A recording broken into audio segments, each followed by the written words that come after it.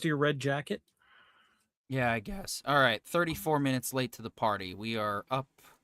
We are running. We need to start the show now, so start blasting socialisms. Give me the Korean leather. Blasting socialism. So that's why you have a Canadian co-host. Yeah, exactly.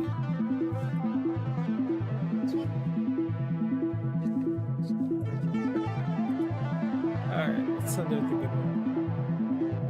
Alright, hit that, hit share. Just tell the world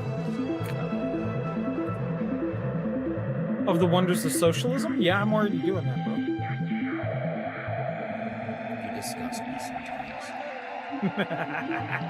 Listen, if what Canada has you guys consider socialism, then it's pretty freaking rock. If I'm just using your label for you guys are conditioned. Yeah. Because right now I feel like our way of doing things is pretty freaking great.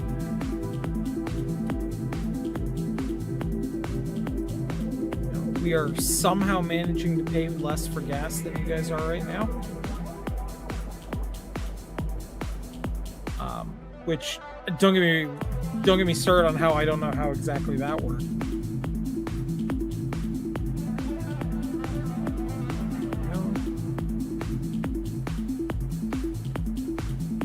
There we go.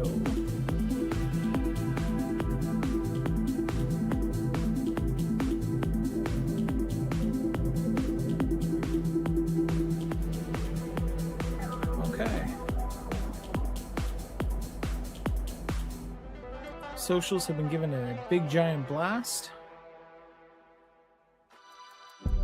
And the dirty socials liked it too.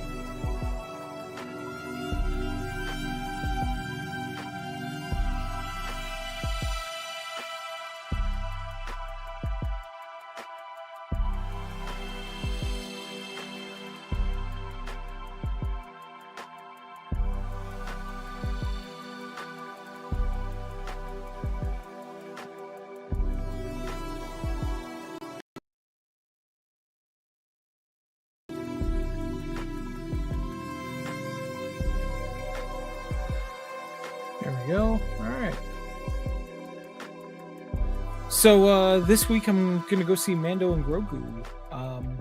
Right before, like a couple of days before premieres. So looking forward to that. So like tomorrow? Yeah, basically.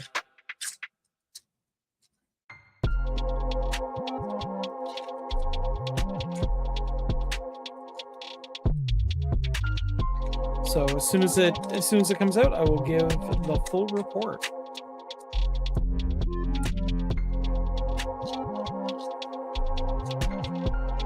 So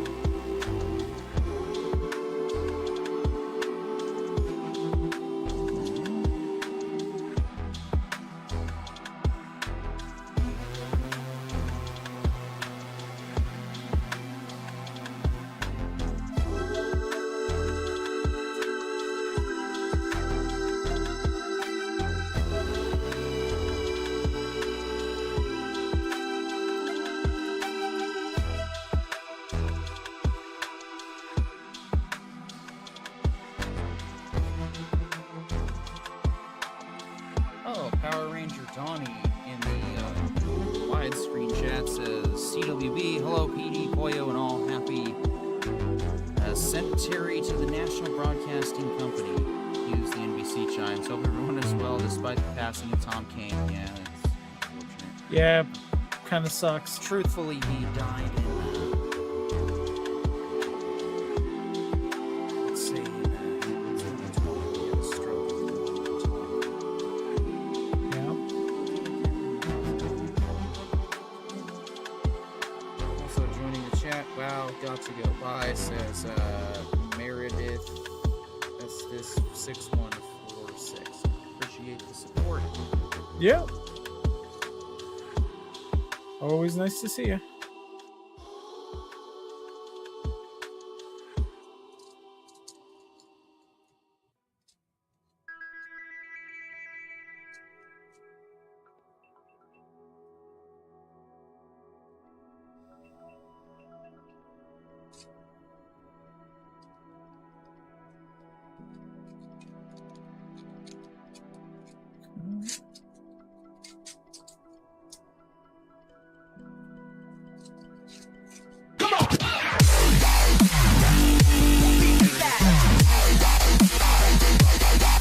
Hey, awesome.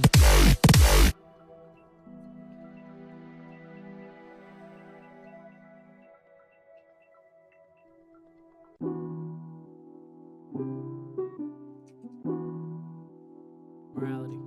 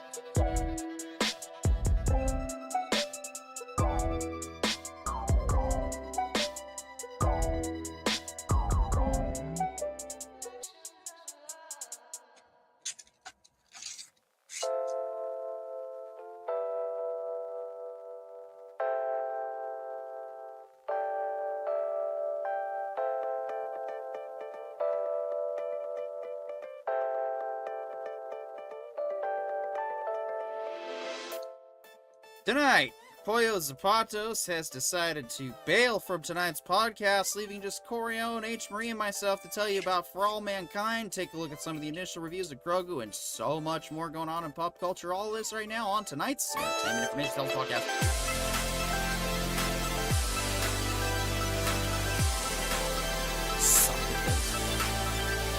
You're doing alright, man. You're doing alright. Bailing upwards. It's like stairs that never want to stop falling on me or throwing me against them, just constantly going non-stop. And welcome to tonight's Entertainment Information Intelligence Podcast. My name is Peter York, joined by the ever so lovely H. Marie, sitting down here in the below section.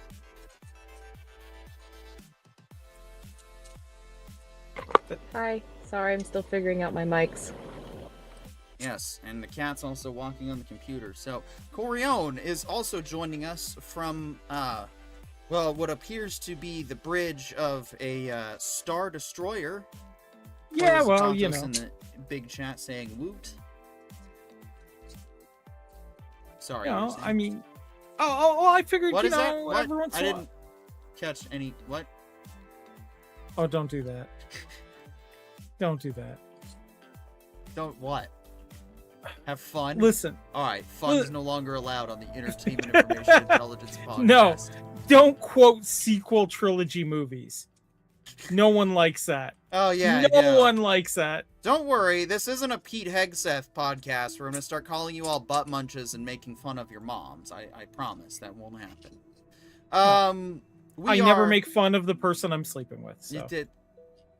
Oh, Jesus. That's not bad.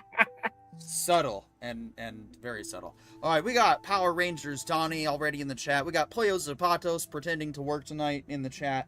And earlier we of course had a new subscriber show up in the chat. So welcome all. So yeah, to everybody lurking, watching on the replay, to doing things. Yeah, Corione, how was your week, whatever? It was pretty good. It was pretty good. Had a good time. We had a long weekend up here. So went up to see family and watch some fireworks. It was a good time. All right. Well, that sounds yeah. This sounds great. Getting the last of our pieces together for the info dump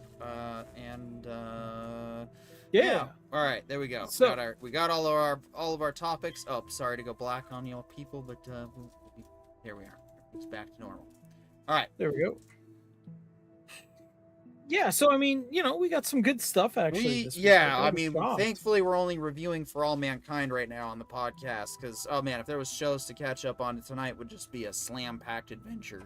But it is fairly doable. Yeah. Yeah, so this came from the I'm really sorry PD department. Right, yeah. Well, sort of. I mean, I'm excited for a third trailer for GTA 6 if the marketing team has any brains, they will eventually put one out. But this looks like the GTA 6 trailer 3 rumors were a giant fake out. Well, of course they were a giant fake out. If you are following anything but the official Rockstar accounts and you're just going with theories, well, you're going to be disappointed like anyone is when it comes to, modern fandom because, well, they don't really do our theories. They just do whatever they're going to do, and as annoying as that is a lot of times, as awesome as it would be for Rockstar to release a third trailer that had 80% of, the Leonida keys, it's probably not going to happen unless they really want to. So, no surprises here, to be honest. But, Corione, it sounds like you had, 3 cents to add to this one. Well, I was just going to say, my understanding is we're still looking at November 25th release date? November 19th is still on November track 19th. for release. Yeah. Yes, we haven't had Rockstar come out and say, hey, everyone, despite our best efforts, we're going to have to put off GTA 6 again. Geez, we're going to get Red Dead Redemption 3 before we get GTA 6. But we'll see.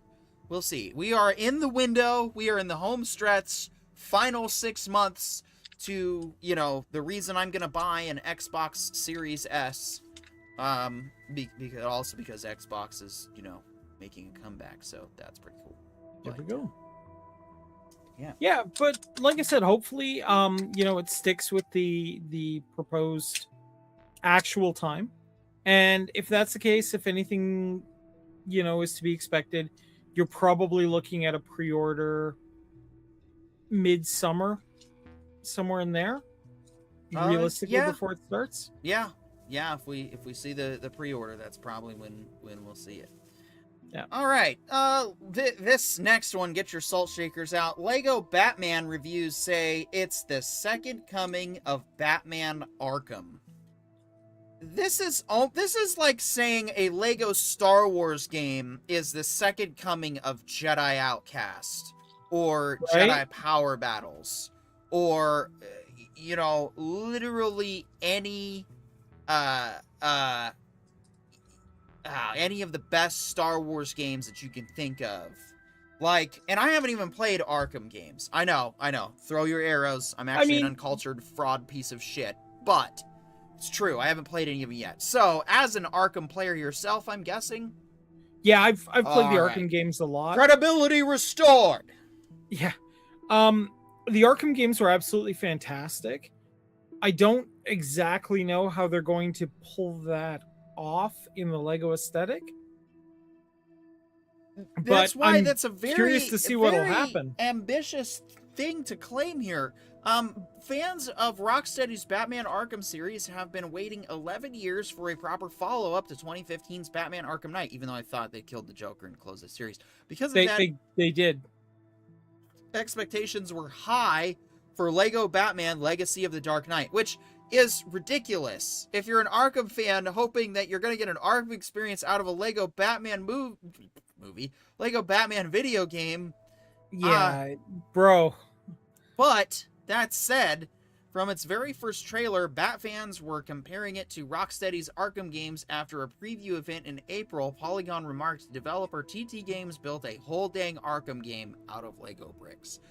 So they're saying that based off of the first Lego Batman trailer, they feel it's on caliber with an Arkham game. How do you feel about that? I feel like that's a bold strategy, Cotton. Let's see how it plays out. Look, the things that made the Arkham games really good were they were effectively a recreation of the Metroidvania style games, where you go through one place one way and then you'd find like a bunch of stuff that you would need a specific item or tool to go back and do later, and going back and doing it later would unlock further things for other sections of the map. That's kind of the idea behind all of the Arkham games. And yes, in theory, you could build a Lego game doing that, but not with the same open world feel that the later games had, not with the dynamic and immersive combat system. Like, the great things about the combat system in the Arkham games were, you felt like you were hunting in the night. Like, you could set yourself up and stealth your way into an area and then, surreptitiously pick off one dude after another, being like the sneakiest boy imaginable. You can pull all kinds of cool stuff off. But in this, how are you going to do that with Lego figures and make it like reasonable and believable? Like, what is he going to do? Like, Lego up a wall and hide behind it and then punch through it and drag a guy through? I guess it's not the same. I right? guess it's just, I don't know. H. Marie, what do you think? Refresh my memory. Sorry, I wasn't paying attention. Lego Batman claiming to be as good as the Arkham Knight games. Seeing as I haven't played any of the games, I don't really have much of a perspective, but I did enjoy the Lego Star Wars game, so I'm still willing to give it a try and maybe do a compare at some point, since I don't really have a frame of reference. That's kind of where I'm at, too. Like, I haven't played them yet, but I could definitely try to get into them before this Lego version releases and see if the claims are true. Plus, it'd be fun to stream, I guess. Proto Badger says, Skull. Welcome, Proto Badger. We were just talking about Arkham, the new Lego game being as good as Arkham Knight. So if you have a thought on that, please say so. Otherwise, I'm moving on to our next story. An unlikely cowboy co-op shooter is blowing up the Steam charts. Far Far West is the multiplayer co-op cowboy-themed FPS, or Cowbot, I suppose, since you play as a robot, has sold over 1 million units on Steam in under 2 weeks. That is, very impressive. Okay. According to a news release, this is despite being released in early access and competing with some seriously high-profile games around the same period, including Subnautica 2, Forza Horizon 6, and Pragmata. Yeah, and I'm hoping we're going to talk about Subnautica 2 because I have thoughts. I got in on the early access. Well, I will, put it in the docket. I just have to wait till we make a little more room on our stories here. If you're a fan of games such as Dark Rock Galactic or Helldivers 2, Far Far West is essentially a mashup of the two. Yeah. Yeah, okay, I'm already interested. Right? That was kind of my thoughts. My thoughts were like, well, we might just have to play this game maybe on a Sunday afternoon shenanigans coming up or something. Yeah, something like that. All right. All Switching right. now, we appreciate Polygon starting us off. We're now going to switch gears to The Hollywood Reporter. Transformers the movie getting a theatrical re-release from Fathom. Yeah. All Figured right. somebody in this panel would be happy. When it was first released in 1986, the Transformers the movie was a box office bomb. Oh yeah. The worse and more lasting fate, however, was the so-called trauma thrust upon unsuspecting kid moviegoers thanks to the death of one of the lead characters. Wow, spoilers. Oh my. Yeah, for a 40-year-old movie almost, dude. Well, now I don't have to see it. Now Hasbro, the toy company that owns Transformers and is, imploding like a motherfucker, and a specialty distributor, Fathom Entertainment, have teamed up to theatrically release the animated movie, which has since developed a cult following. Screenings is timed to its 40th anniversary. Beginning September 17th, the Transformers the movie will roll out in theaters across the U.S., with a wide theatrical release through September 21st. The movie will be presented in 4K. Ooh. That's... Yeah. That'll be an upscale. Well, I might have to try and make it to this one, so... Yeah, 40 years later, it still hits like a truck. Oh, well, yeah. Not me. Yeah. I mean, I remember when this initially came out, I was one of those kids that was traumatized by it. Oh, go on. Well, I was a huge Transformers fan as a kid growing up, and my cousins, who were, in that phase where they were like thinking about, long-term being together and whatnot, figured it would be a good idea to take, the young kid to the movies to see if they could handle, taking care of a kid. And they were like, well, Mike likes Transformers. Let's take him to that. Oh, boy.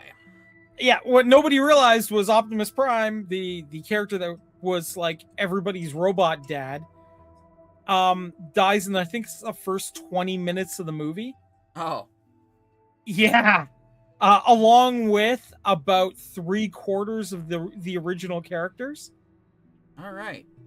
Because they were trying to clear the toy shelves to make room for new toys, right? Yeah. So they were like, let's just murder everyone. And I mean, in a lot of ways, it was kind of hilarious and fantastic, and I had a blast. But it was pretty sad at the time. Like, we were all crying in the theater. Proto Badger says, love the music for the film. I'm assuming Transformers. But that's all the time we have for our Zoomer audience, because we've already lost their attention. All right. Forza Horizon 6, back to Polygon, turns giant anime robots into a surprisingly emotional experience. When Playground Games decided to set Forza Horizon 6 in Japan, the studio quietly committed to making the setting feel authentically Japanese. Icons like the famous sakura trees, traditional Japanese gates Tori, Mount Fuji, and Hachiko statue outside the exit of the Shibuya station were all expected as part of a game that portrays the country's nature and culture. But a 100-foot tall mecha? That's right. Yeah. In Forza 6, one of the most realistic driving sims experiences ever, giant Gundams will jump across the track now and interfere with your racing. And, I guess that's what the kids call fun now. I don't know. I mean, I would have preferred if we could have, driven the robot and it transformed into our car and vice versa. Right, yeah, no, us Transformers fans usually do have a hard time getting along with the Gundam types, but, it's just because, I mean, what are they compensating for here, being a giant robot? Like, really? You gotta... All I can say, man, all I can say is, listen, you gotta mash the two together, because if we ever watched Magus XLR, we all know chicks dig giant robot cars. Just saying. Oh, that's good to know. All right, back to the Hollywood Reporter. From Coles to the Bradbury Building, how Andy Garcia shot his noir in downtown Los Angeles. This actually does intrigue me, because shooting a noir in downtown Los Angeles is hard. But real quick, first, let us take a Proto Badger comment. Speaking of mecha, I just want to see a good gawking movie with what they can Gaiken? do. Gaiking? Me no understand. Top Hat Well- J says, my buddy voiced one of the Gundam pilots in in that. Oh, well, that's cool. That's cool. Cool. Also, Top Hat J, feel free to crash the party if you're in the mood. Yeah. We're just talking Or pop even if culture. you're not, crash the party anyway. Right. We have spoken. Oh, yeah. Get in here, bitch. Yeah. So, yeah. Shooting a noir in downtown Los Angeles in 2026. Diamond, Andy Garcia's detective story, will bow at the Cannes Film Festival, is a modern-day marvel. A Los Angeles set film that is actually shot in the city. At a time when headlines decry publications fleeing the city, Diamond, which filmed everywhere from the Bradbury Building to the Paramore Estate, is a reminder of why the city is sorely missed on screen. Right, yeah, I guess. It has been a movie. Been a while since we've seen a movie with LA on the big screen. I mean, that's true. I mean, I do like also like the concept of doing like a what looks like film noir in LA. Yeah. Well, and I mean, if we're going to do the Nick Cage Spider Noir, maybe we should check this one out, especially since they actually filmed it on location in... Oh, wait, I know that. I've done missions in Grand Theft Auto with that building. That's what that... Oh, yeah. All right. I thought it looked familiar. Hey, when's the last time you watched something that was shot on location in Los Angeles? Just saying. Yeah, I can't think of somewhere. Or I can't think of one. Back to the Gone. GTA 6 pre-orders are about to start. Or are they? Yeah, we kind of covered this. Are we getting another GTA 6 trailer on May 18th? No, we're not. No. So this article aged like milk. All right, like I said, we have the attention span of a Zoomer on this podcast tonight. Christopher Nolan says the Odyssey is the most extreme version of the story he could make.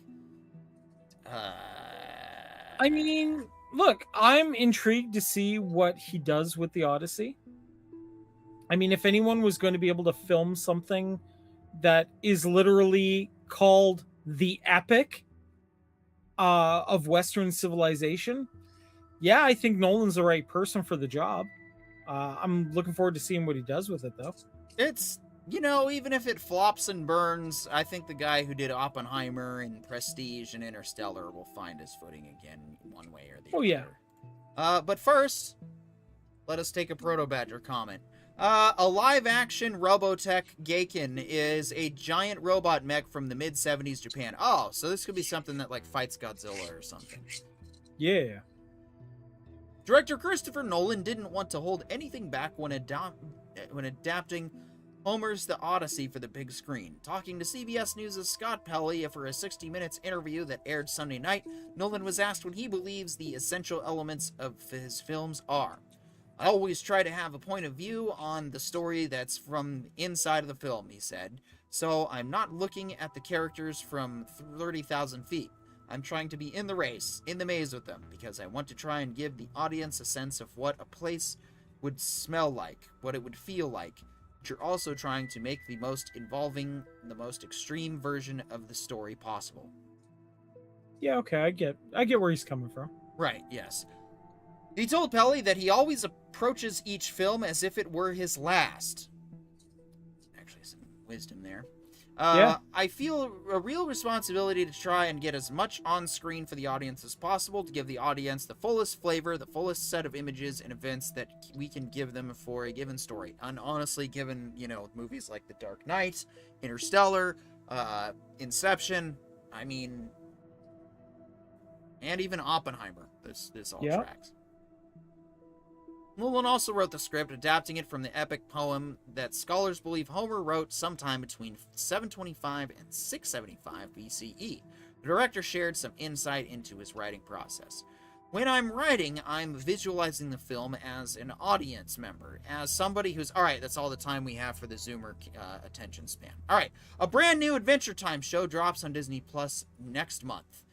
When the original Adventure Time premiered on Cartoon Network in 2010, fans were treated to 8 years of wacky, whimsical fun following Finn the human and Jake the dog as they embarked on adventures across the land of Ooh.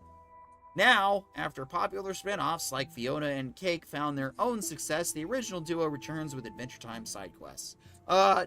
Anyone got any input? Hannah, what are your thoughts on Adventure Time coming back? It never really was something I got into. It was a little bit after my time of watching Cartoon Network, but I know a lot of people really enjoyed it. I know some people who'll be very happy it's coming back, but I didn't never got into it. Corione, your thoughts? I mean, I watched a few episodes of it over the years. I didn't really understand what the hype was about. But if the fans are happy to have more of it, I'm happy to let them have it. All right, Proto Badger, unless you've got a 5-part discussion ready, that is all the attention spammer our Zoomer audience has. Next, Rick and Morty movies. Fucking really. Series veteran in talks to direct for Warner Bros. Rick and Morty is taking aim at the big screen. Why? I mean, I'm down for it. That sounds like a hilarious evening. Why? Why not? I actually enjoy Rick and Morty. Season 3. Oh, well, let's go ahead. It's all yours. Listen, I enjoy Rick and Morty. I worry that, unfortunately, it might be really, really smart TV, just hiding in a joke box. And I think if given the time to let an episode actually truly breathe, we might get some really interesting components here. Just, that's it. Hannah, your thoughts? More Rick and Morty. Okay. Damn, all right. Best thoughts of the night on that one. Jacob Hare, who has directed episodes of the long-running Adult Swim series since 2019, is in talks to helm an animated feature version for Warner Bros. The Hollywood Reporter has learned. Plot details have not yet been published. Who the hell cares? It's Rick and Morty. It's plot, you know what? If you know the universe, just the plot's gonna be. God help it's just not weird dragon shit. All right, time for a break is what I would say if we had break time material, but we don't. We have to breakneck speed into our next story. Continuing in the Hollywood Reporter. Corione, why don't you take this one? China lands in Cannes with robots, AI films, and a very clear message. They suck at movie making, I guess. From a gala. China Night is okay. Would you stop jumping around? I'm here. I'm gonna lose my mind. Yeah, all right. There we go. Perfect. Just wonderful. God damn you. China Night sits at the heart of the country's Cannes prestige this year. A single gala evening at the Marche du Film Beach that aims to capture both where the Chinese cinema currently stands and where it intends to go. Guests can expect trips into worlds of artificial intelligence and extended reality, cameo appearances from some of the Magic Lab robots that have captured China's imagination. Think robot people, puppies, and pandas. Co-hosted by China Film Administration, China Film Group Corporation, and a bunch of others. The May 14th event will feature some of the country's biggest stars pandering down its red carpet.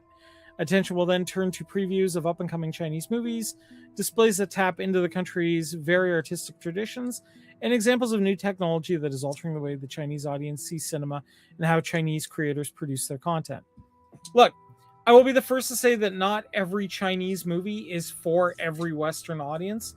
Some of it is very, very much based on their culture. That can be sometimes difficult for other audiences to tap into. That being said, it is probably the largest consumer market in the world. So if they're producing movies for their culture, totally down for it. And if one of them occasionally translates well, I don't see too much of a problem with it.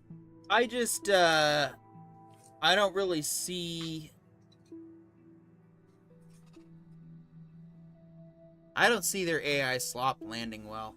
I think they're going to fall on their face the way that Saudi Arabia has managed to fall on their face trying to get into to replace everybody. Like, don't get me wrong, it's really sad with how corrupt and gross Hollywood has been for at least the last 20 to 30 years.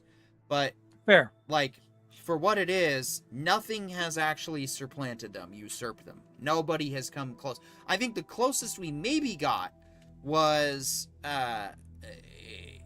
maybe, you know, some British television products that have stood out. I mean, Game of Thrones did kind of sweep, but even then, that follows the similar formula as the American audiences. So it's like, you know, everyone thought, oh, Bollywood's going to replace Hollywood eventually. And don't get me wrong, there's some cool Bollywood productions out there that have, you know, definitely rattled the cages. And Godzilla -1 coming from the Japanese film. I think that's, the Japanese are the only real threat to Hollywood, to be honest. Okay. As far as consumer media. Because even if they use AI stuff, it's not going to be to the extent that China is probably displaying, and that all of their state-sponsored media is probably made by AI.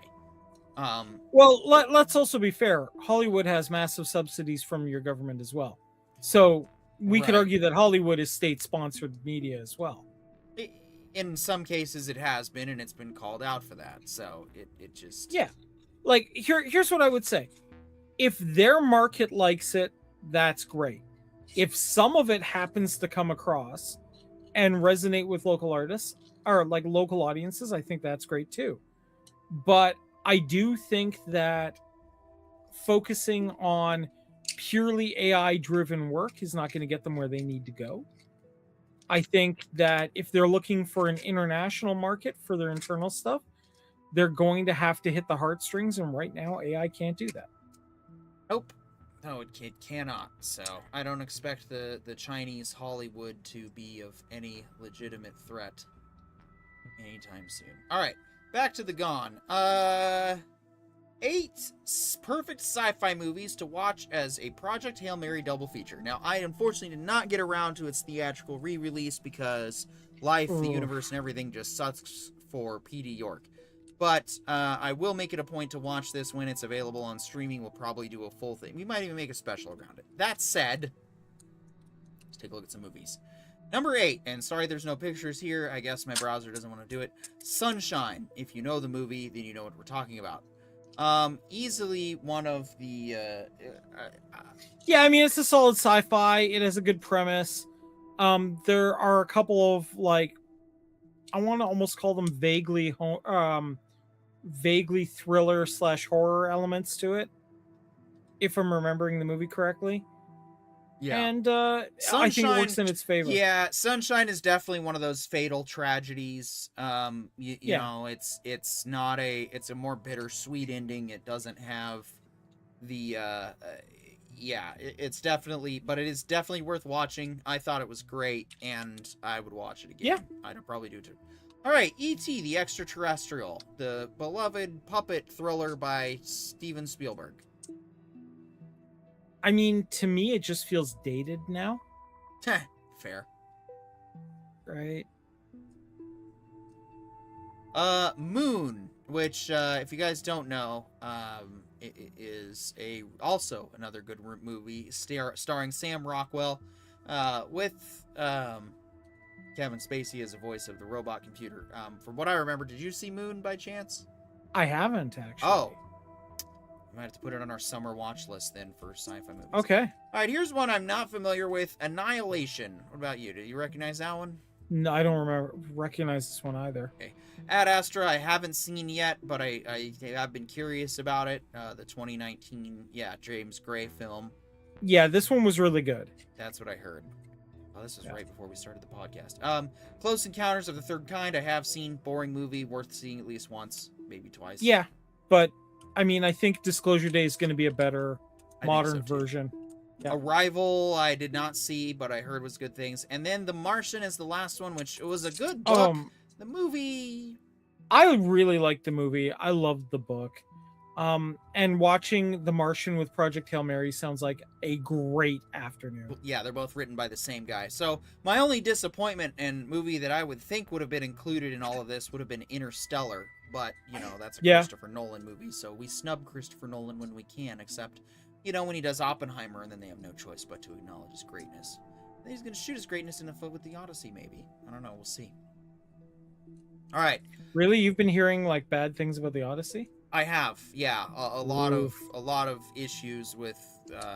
I mean, some of it, of course, is the usual issues with casting, which I'm at the point with. It'll either land or it doesn't. I'm gonna watch the movie and find out. In some cases, people predict that no, it sucked. All right.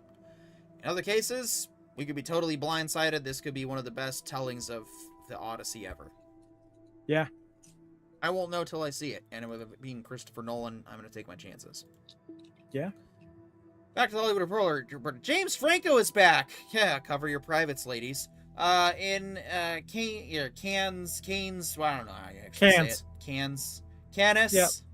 In Cannes, says making his new film Foster felt like old-fashioned L.A. Oh, so back to, you know, forcing women into do things they don't want to do, and Yeah, you know, you're forcing the women back executive. onto the couching. I'm sorry, he's a sex pest. So, I mean, is he really changed? I don't know. Let's see what he has to say just for a second, or we could skip not. ahead.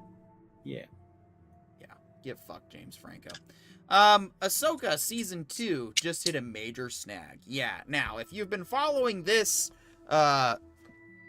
podcast, you will know that we reported from Cameron Pasha's Patreon from inside Lucasfilm that the reason they are slowing down Ahsoka season 2 is for the simple fact that the Blob channels got a little carried away with their eagerness and hoping that the sequel trilogy was going to be erased.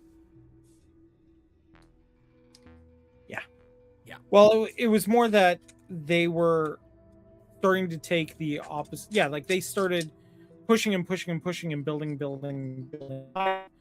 That, well, the sequel trilogy is never going away. And now they've built kind of this situation where Disney is not sure whether people want the sequel trilogy gone or they want to keep it. And they're not sure exactly where the media is sitting on it. There's simply too many people's opinions in the air right now. I'm gonna get Sparrow and Favreau and Filoni in a lot of trouble for saying this. But I do think that what's fair is fair. In the long run, the sequel trilogy, you know, should be decanonized in the same way that the current Legends canon was decanonized. Okay, I get that. Kathleen Kennedy, you know, moved all the post stuff to avoid giving royalties because she insisted that the new stuff was going to be better and be the way forward. And, well, no, such is not the case. In fact, Ron Howard had to come in and fix a lot of the problems with Solo and basically turn it into a Star Wars classic because, well, he went back and made the movie more classic Star Wars and less haha fart jokes and kid stuff. Yeah. So, the reason that I think that this sequel, you know, should be not retconned, because we already had a retconning of the true sequel stories. We already had a retconning of the Dark Forces trilogy and Kyle Katarn's amazing story of rise and fall and struggle of the light side. You want to talk about a Jedi character that is relatable to those of us? Kyle Katarn was awesome. Oh my god. One of the first gray Jedis ever. Like, a Jedi using lightning was one of the coolest things ever, in my opinion. The story of the Solo twins, and of course Luke Skywalker falling to the dark side, and Mara Jade, and, you know, the original Thrawn stuff. I think we can all get that back, and I think that in the end, you know, I ended up being wrong because there was no plan for the sequel trilogy. And it's very obvious the way that they just changed and pivoted directions with no clear plan. And they could have made it pretty easy. Just a rehashing of the original trilogy with new characters and passing of the torch and maybe trusting your writers and directors to know what they're doing with Star Wars instead of worrying about the accusation, of course, is the identity politics. It was even worse than identity politics. It was literally just Kennedy's ego. That's it. Yeah. she didn't care about any of the stuff that she believed. It was all just an excuse to get her shit on the frickin' screen. So I think that yes, it should be, retcon, but not like in the alienation kind of way. I think we do need to accept that there are fans of the sequel trilogy, there are fans of the Acolyte, and that those fans will just have to be acknowledged regardless of what happens going forward. So, will the sequels ever be gone and obliterated? I'm at the point where I no longer care. Because, I care in the sense that what's fair is fair. It should be done because, like I said, Kennedy already erased the original sequel paths, sequel stories that existed, and said that her stuff was going to be better, and she was wrong. So for that, yes, should be retcon. But not because screw all you fans that love that stuff. I mean, a lot of the sequel fans didn't necessarily say that to the Legends fans, but I think in the end, we really did hurt our devoted fan base. Our long-standing fans that were waiting 30 to 40 years for a proper Star Wars sequel, who sat through the prequels going, all right, if this gets enough hype, maybe we can finally get the Thrawn trilogy on the screen. And, well, no, we had to take a detour because we criticized George too much for being so bombastic with the Attack of the Clones and everything. And, maybe in the end we shouldn't have levied so much criticism against his ideas and should have just let him tell his stories and maybe said what we liked and don't like, but said, all right, George, do what you want. It's your story, but, we don't like this. We do like that. Because in the end, I mean, episode 3 was still pretty good, especially with Clone Wars bridging the gap between 2 and 3. It really, really helps. I would say Clone Wars did a lot of heavy lifting. Clone Wars was one of George's smartest and most... Honestly, taking Filoni under his wing and admitting that more of episode 3 needed to be explained was a huge step in what it means to be a storyteller, to admit that, all right, maybe it is time to start picking someone new, and maybe some of these holes I need to fill with these ideas that these young guys have. But then in the process of doing it, he's like, I think Anakin's gonna have a Padawan. It's like, but Anakin doesn't. Oh, no. We're going to tell a new story where Anakin has a Padawan. And that's what gives us, of course, Ahsoka. So, here's our details for Season 2, which I enjoyed Season 1. Granted, could the choreography and all the fight scenes and everything been better? Yes! A whole lot of things with Ahsoka Season 1 could have been way better. But I'm at least grateful for what we got, because what we did get with Hayden Christensen showing up as Anakin and that whole dream sequence and episode, oh, man, was it awesome. Oh, yeah, and... honestly, every scene where we had, the Ezra on screen turned out to be pretty good. There wasn't a scene I can point to that was directly terrible. Like I said, some of the fighting did lack a lot of the prequel choreography and the high energy, Jedi craziness that we're used to, but like I said, their budget kind of got a little slashed and they had to make some changes, and it just we got what we got. So when Ahsoka's first season aired, it became obvious that the finale left the story hanging rather than being strong enough to stand on its own 3 years later. 3 years later, and Star Wars fans are still waiting for the second half of that story to appear, despite original estimations pointing to Ahsoka Season 2 potentially releasing 2026. Unfortunately, that's not the case. But hey, you know what is on track for 2026? GTA 6. So, we will at least potentially get GTA 6 before we get Ahsoka Season 2. Mm-hmm. Watch me eat that.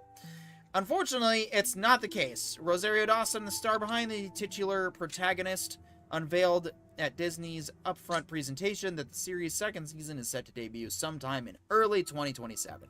So, January, February kind of time frames what I'm thinking. Yeah, probably. Oh yeah, we gotta get Shin Hottie back on the screen. Yes. Yes, we need that. Yeah. Just out of curiosity, are the cloning facilities on Camino still around? Oh Just jeez. asking for a friend. Yeah. Yeah, asking for... Anyway, back to the Hollywood Reporter. Chris Hardwick returns to AMC with new video podcast. Yay? Jay, Okay. Jay, do you have a thought on this? We'll see if Jay gets back to us in the comments. He might have bailed on the Star Wars stuff because he sort of likes the sequels. Hey, teach their own. Chris Hardwick has returned to AMC to host the video podcast. I think you're overthinking it. Oh, are we just calling all psychopaths out now? As well as AMC Global Media's all reality East channels, YouTube, and whatever. Think You're Overthinking It, which will tape its 12-hour-long episode. What? It's Tape its- 12-hour-long episodes, not 12-hour-long 12 episodes. Oh, 12 1-hour long episodes. Okay, that makes sense. Yeah. No, we're not going to die here. That would be totally, though, how you'd break down a guest, wouldn't it? Yeah. Brodo Swaggins 90 says, sorry, I was distracting Jay, lol. Oh, well, that's totally fine. Yeah. Jay says, a thought on what? I heard my name. The sequels. Give us your thoughts on the sequel trilogy and being retconned. There we go. So we'll tape its 12 1-hour-long episodes in Los Angeles. Focuses on pop culture, movies, TV, and comedy. Oh, crap. Competition. I was about to say. We just Chris advertised Hardwick for just him. entered God the chat. damn it. Oh, dude. All right. The Boys Season 5 breaks Prime Video ratings records despite fan backlash. Oh, maybe it's not real fans giving backlash. Yeah. The Boys has been generating plenty of fan debate for its final season, a season I'm going to have to watch. But there's no arguing the 5th season's popularity. The season has reached 57 million viewers per episode globally. That's the highest yet for the series, despite only 5 weeks of data, according to Prime Video, using a standard that measures people watching at least a few minutes of each episode. Okay. So the old YouTube standard of 30 seconds is back. The season also ranks among the top 10 most viewed seasons of any Prime Video original series and drove the streamer's largest 3 weeks rating surge of any show or movie. The news comes amid some online backlash over the show's storylines, which some comparing the show to the final season of HBO's Game of Thrones. Some say the show has been sluggishly paced with too much filler in the lead up to this week's series finale. Showrunner Eric Kripke tells the Hollywood Reporter that he found assurance in the Prime Video ratings after paying close attention to the online chatter in recent weeks. I've gone through a journey when I first started to read everything, like on social media or online, and it starts to feel like the whole universe, and it feels scary, and you have a pit in your stomach, Kripke says. So then, you see the ratings, and you're like, oh, obviously, how many times do I have to relearn the lesson that the online world is not the actual world? Yeah, ditto, bro. But first, let's take a comment from Top Hat J. No retcons for Star Wars films. Kids are gonna grow up with those 3 as their favorites. That's what happened in the prequels too. Let films be there. You don't want to run a Terminator or Halloween gamut and duck all of it up. Yeah.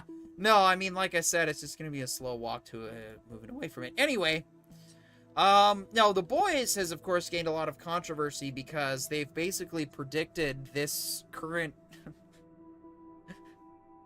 Trump administration, like they're pretty much batting 1,000 perfectly. Nice. And oh yeah, no, from golden statues to Homelander basically wanting to be called God, and we saw how Trump basically called himself Jesus, not trying to be like Jesus or chasing after. No, Trump is the second coming of Jesus, according to Trump.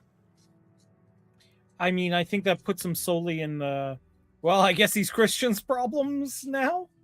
Right? Yeah. Well, you say that, but then the Iranians are the ones suffering the air raids. Yeah, fair. But Saturday Night Live has been funny. We'll get to that in a minute.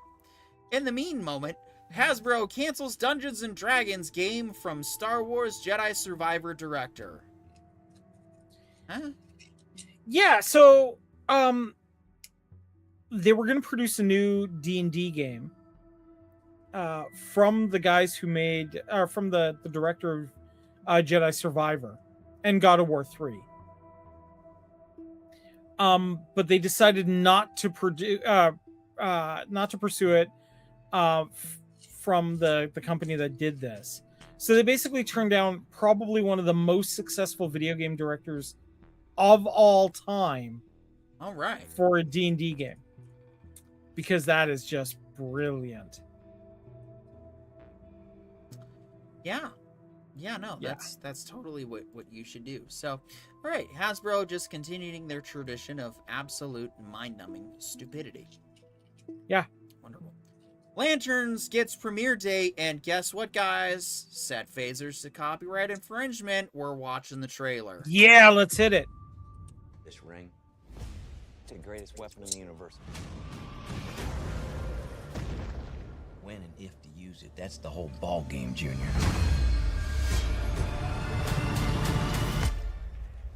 Did you just use that ring to counterfeit money? No.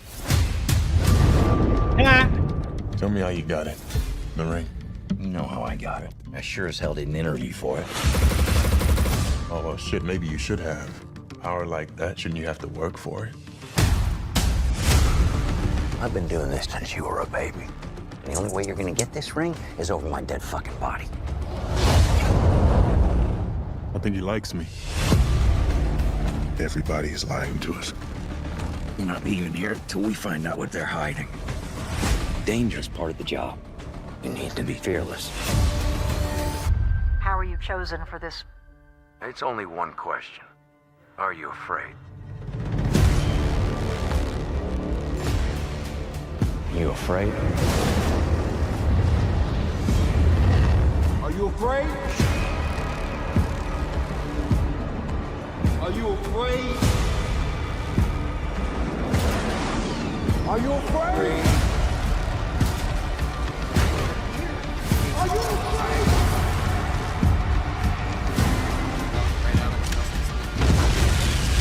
Yeah, pretty much. I was raised fearless, and I'll do this better than he's ever done it before. Then go and get it, Jon Stewart. Yeah, he literally, Jon Stewart was basically 3D printed off of the screen. Yeah. This looks like it could be a very good series. It's got, I mean, first of all, that is a way better trailer than the slop we got for whatever the crap was coming the first time, because that actually has my interest. But first, let us take a comment from the ever so lovely and sexy Dahlia Lightwood. Says, hey, good to see you guys. Pardon my late arrival. Looks interesting. I know, right? That's exactly what I was thinking. Yeah. You know, I was unsure of it because that first trailer was just straight ass. It was iffy. Ass. But that one, that is very, grounded, local mystery. I'm actually gonna watch it. Yeah, I'm down. Yeah, exactly. Are you down? Well, I am. How about this? I am without fear of this show. fair enough. Fair enough. All right, we were going to touch on some political pop culture stories, but if you're in our super exclusive secret Discord, you can watch the videos of Colin Jost as Pete Hegseth in there, and we'll just, later. Some people don't really care for politics, but some people do like video games. Subnautica 2 players are discovering ways to defend themselves from predatory fish. Subnautica 2 developer Unknown Worlds is still talking internally about what to do in response to the game's big killing fish debate. But players we're worried about killing fish in a video game? Yeah, so this is a thing. In the first Subnautica game, one of the tools that you could pick up was a survival knife. And the thing about the survival knife is it gives you a weapon to deal with some adversaries. Granted, it would deal damage to every one of them, and you had to be some sort of battlefield ninja in order to take out some of the really colossal creatures with it, but it was still possible. In the new game, they have given us a tool that is more, they call it like a switch axe. It's designed for breaking apart materials, but it can't do any damage to the wildlife. And that's a problem because there's way more wildlife that wants to murder you dead in this game than ever before. So players have started looking for strategies to deal with the angry fish problem, for lack of a better term, rather than, being able to deal with it the traditional way, which is pull out your combat knife and deal with it old school.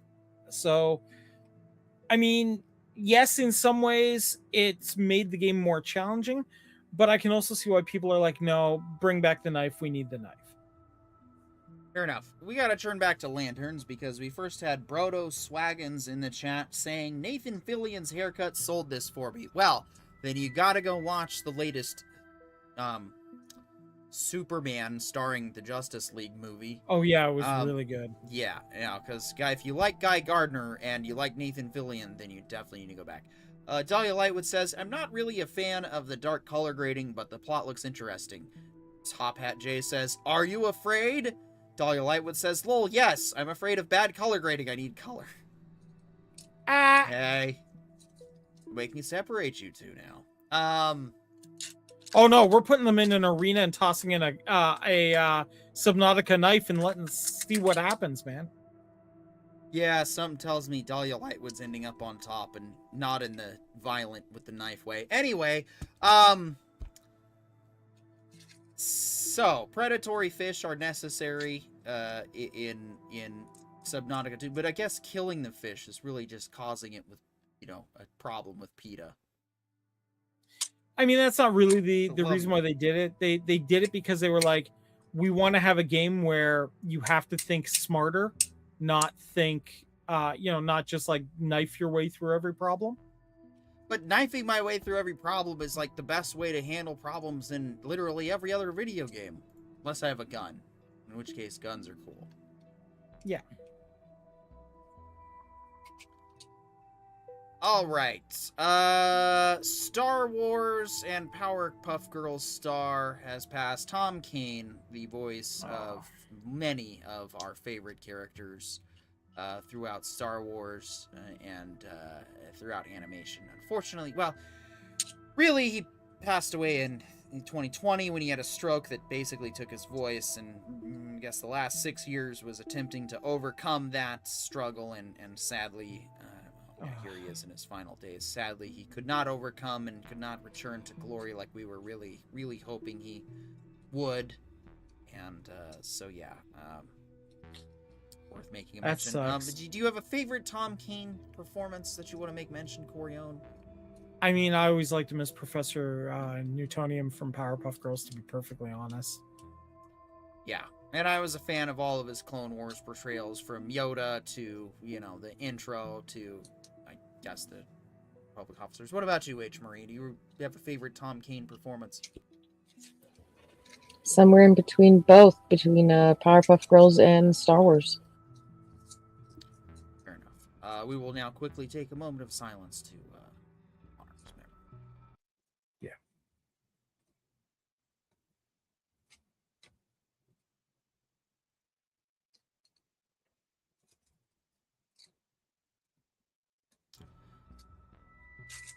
Continuing on. Alright, our last pop culture story, because it kind of leads into our weekend plans, followed by well, it just leads into our weekend plans, and then we'll eventually get to a review next week. Early reviews are in for Mandalorian and Grogu. According to Rotten Tomatoes, a fun but familiar return to Galaxy Far, Far Away.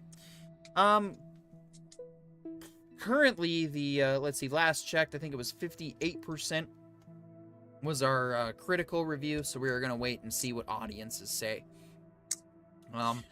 A lot of the initial reviews have it being a fun visual spectacle, which technically is the criteria for the first Star Wars film. I don't know if many of you remember, but Star Wars Episode 4 is actually a standalone movie. It doesn't have a lot of plot in of itself, aside from what happens to the characters that we really don't care about until Episode 5 comes along and turns it into a real thing to give a shit about. I will say that all of the reviews are saying this feels very much like Mandalorian season 1 and 2. Which is a very good... That's a good feeling to have. It is a good feeling to have, and here's the thing. Would I love this Star Wars movie to be super profound and just, hit emotionally like Empire Strikes Back or Episode 3? Of course. Or Andor being some of the best Star Wars we've ever had. Really enriching the universe that Lucas implied was there in Episode 4. So that's the thing about Star Wars Episode 4 is a lot of people, everybody sets these standards for what they want in their Star Wars movies, and I think a lot of it we've kind of forgotten that Star Wars can be more than just Star Wars, but it still has to be Star Wars. What I mean by that is we can have the, rich history of Maul and Rebels and the Clone Wars and Solo even. We can also have fun sort of side quest movies and stories like The Mandalorian that do what they do, but what we need right now is a movie that brings the fans back to Star Wars. And by Star Wars fans, I mean, do you like Star Wars? As much as I want to tell Jay he's wrong, there are no fans of the sequels. Sequels bad. Kennedy bad. Bad, bad, bad, bad, bad. He's not entirely wrong. There are about 6 people out there that are going to... Let's be generous here. There are probably 7. 7 to 10 people. No, there are fans out there of the sequels that cannot be alienated, and that's not what we want right now. And that's why, Mando and Grogu needs to show that Star Wars, as Maul has shown us, it's funny people are putting out memes of Filoni reenacting the Imperial officer committing suicide, and I'm like, well, Filoni had 0 to do with Mandalorian and Grogu. Filoni doesn't give a shit right now about any of these movies. He's not a movie... Filoni learned his lesson with movies, okay? Filoni's kind of done a pretty good job of staying on the small screen since that Clone Wars cringe crashed and almost crashed Clone Wars entirely. But Filoni has stayed in his lane on the small screen. Apparently people keep forgetting this. So even if Mandalorian and Grogu flops, which it probably won't, it's very likely going to make its budget maybe a bit of profit. Is it going to blow money out of the water like Star Wars Force Awakens? Probably not. We don't have that hype. What we have going into this movie is nostalgia. We have a Star Wars movie in the summertime. We haven't had a summer Star Wars movie since Solo in 2018, which bombed in the theater because everybody was still mad, divided, confused about Last Jedi. There were even people who liked Last Jedi that were like, there's already another Star Wars movie? They should have waited till December.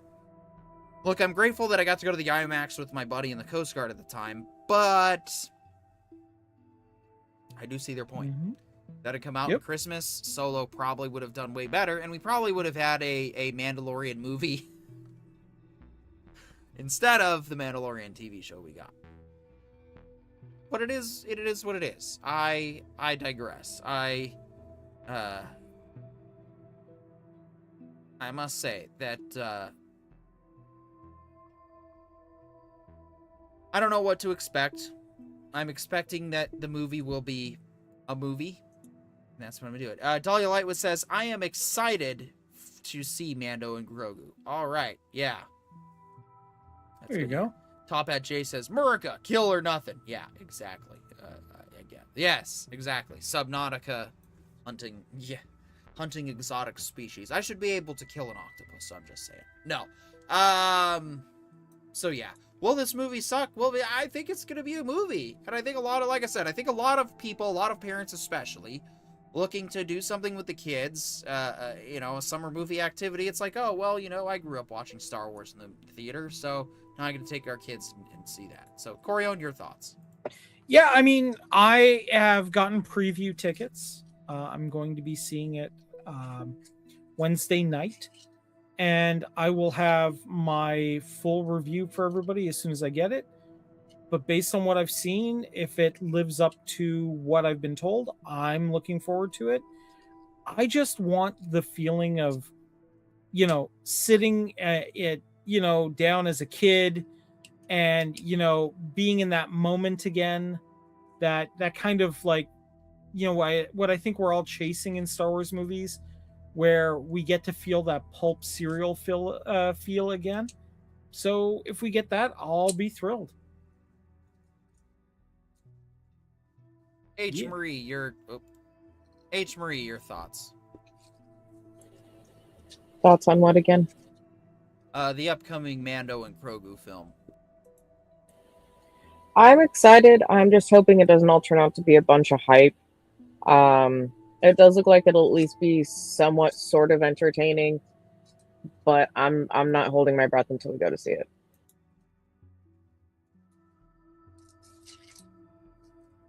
Yeah, and Top Hat J, stupid. Top Hat J says, where is the line between this is how the universe is and this is fan service?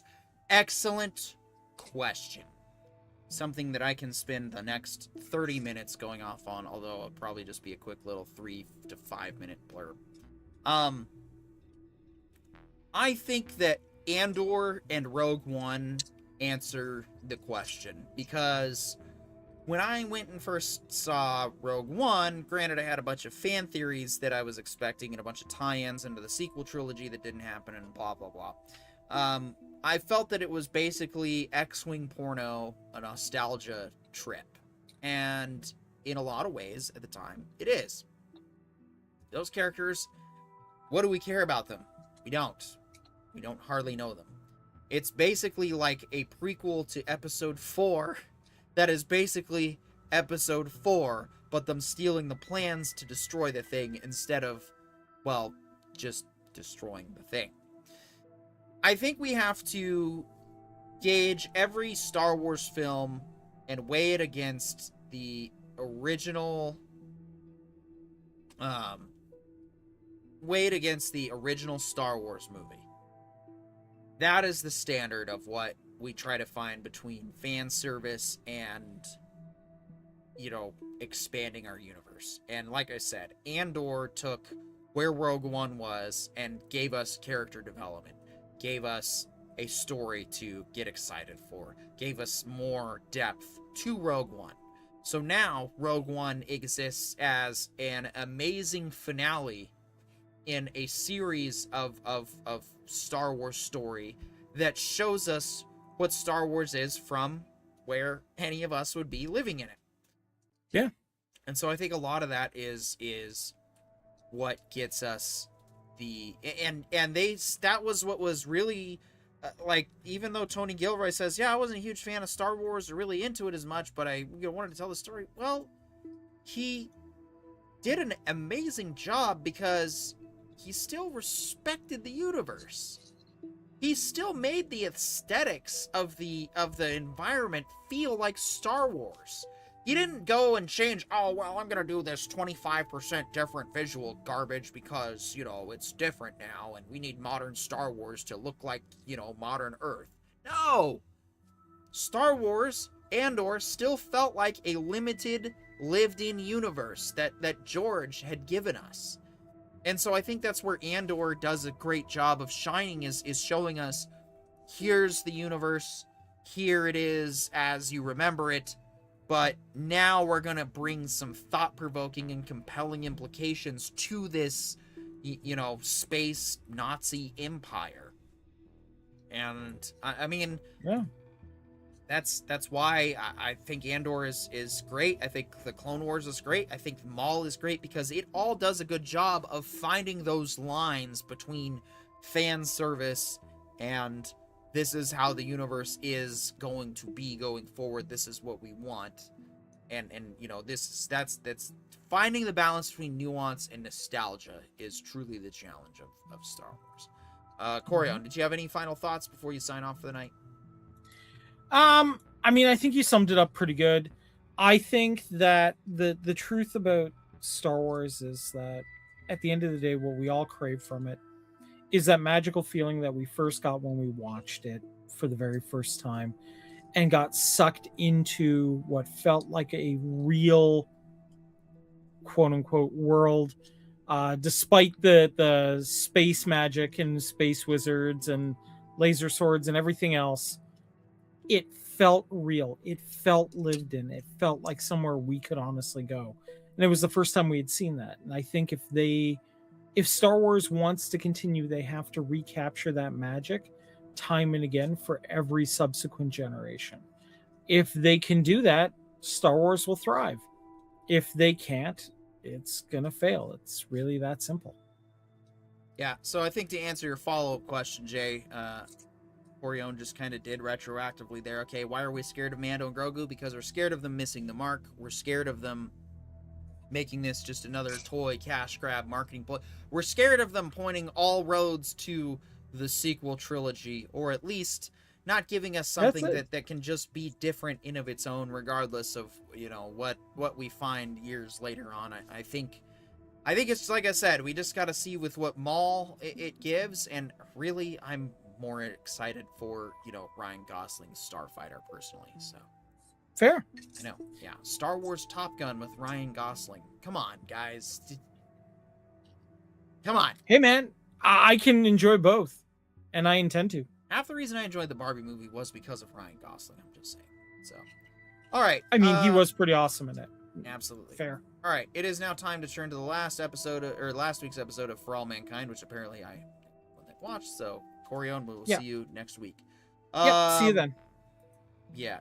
Just give in. Love Pedro Pascal, says Brodo Swaggins. Yeah, you're probably right.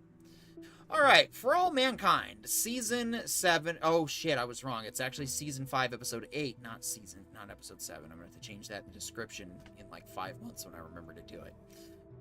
Morale returns to Mars following the Titan landing, but food continues dwindling.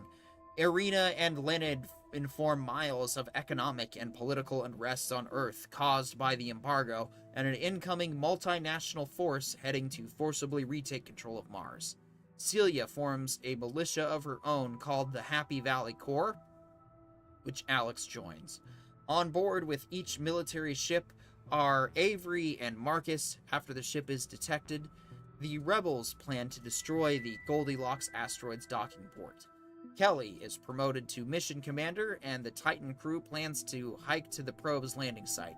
Celia and Leonard risk their lives to fly the explosives to Goldilocks through a dust storm, but the Earth forces have beat them there. They start the countdown, not knowing they are already there, and blow up the Goldilocks platform, killing one of Avery's colleagues in the process. But first, I'll also dip. Have fun, says Top Hat J. Well, you guys need to catch up on For All Mankind. It's the bestest show ever. H. Marie, what did you think of this week's For All Mankind episode? Oh, it was definitely a twist and turns filled one again. I am curious to see what's going to happen with our floating friend, though. That one's going to be an interesting loose end to tie up. Right, yeah. Is she going to be even more vengeful against the Marsies, or that's the big question. Like this season's been very good at the cliffhanger ending overall, but I mean, I'm here for this show anyway. I personally don't need those hooks to keep me coming back. I've been excited for this show since I got into it, and I'm sad that it'll be ending after next season, but I can see, I'm kind of, honestly, as we're winding down towards, we got 2 more episodes and then this season closes out, I'm thinking that it's probably going to hit that point where, alright, yes, there's hope for the future that we can continue to inspire, but it is time to wind it down. It is time to call it a show. We did our best. We got this far, 5 to 6 seasons. That's very impressive.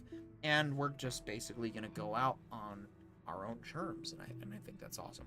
So what are some of your favorite aspects of For All Mankind? Let's say a new person was watching right now, considering whether or not they want to watch the show. How would you get them interested in watching? I would tell them that it's the timeline where instead of us reaching the moon first, it was Russia, and basically everything kind of splits off into its own branch from there. And if you're a huge fan of watching the moon landing, then this is definitely an interesting perspective. Yeah, very well said. I mean, it's now going to be 5 full seasons of 5 decades, 50 years of history to cover. Thankfully, each season is only 10 episodes, so no, you don't have 50 years worth of watching to catch up on, although that'd be kind of cool. Kind of ridiculous at the same time. So yeah. Personally, for predictions, I mean, I'm looking forward to seeing how this closes, whether or not it's possible that season 6 might not jump another decade and that we might actually just close out in this decade, considering how much has happened and can they close this down in 2 more episodes? I mean, sure, we've seen the writing cut that corner and make that happen, but it also might take longer. I don't know. Let us know your thoughts in the comments, probably below at this point if you've seen this. Dahlia Lightwood, if you haven't checked out For All Mankind, you definitely should on Apple TV. Stay with you, Top Hat Jay, and yeah, Proto Swaggins, Proto Badger. This is one of the coolest shows ever, and we will be covering the last 2 episodes, going forward, and then we'll have to pick some new shows to watch, maybe some new books to read. We'll have to figure it out. But, yeah. H3, you've been enjoying a new video game recently. Why don't you go ahead and tell all the people about the game you've been playing? And I have started playing Outbound, and I've been watching it come up on the list, and it finally got released. I am enjoying it. My only issue is it's still giving me motion sickness, and I've turned the sensitivity all the way down. So just keep that in mind. But the colors are fun. It's very blocky. You can build your own little base on your van, and you just travel around. And I've only made it to the second map, but it's a lot of fun. I definitely recommend people trying it. I got it through Xbox for free because I pay for the Game Pass. So otherwise I think it's like $20 if you buy it through Steam. I mean, I think it's worth it. It's a lot of fun for me.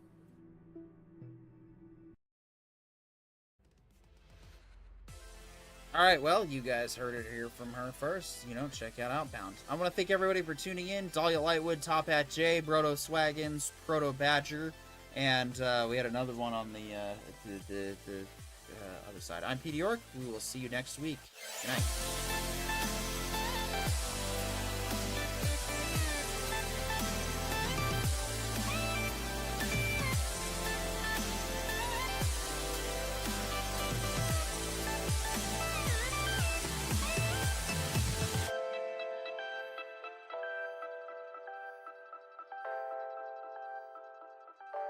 This has been the Entertainment Information Intelligence Podcast from the Writer Brothers. The Writer Brothers, restoring respect into discourse. Good night.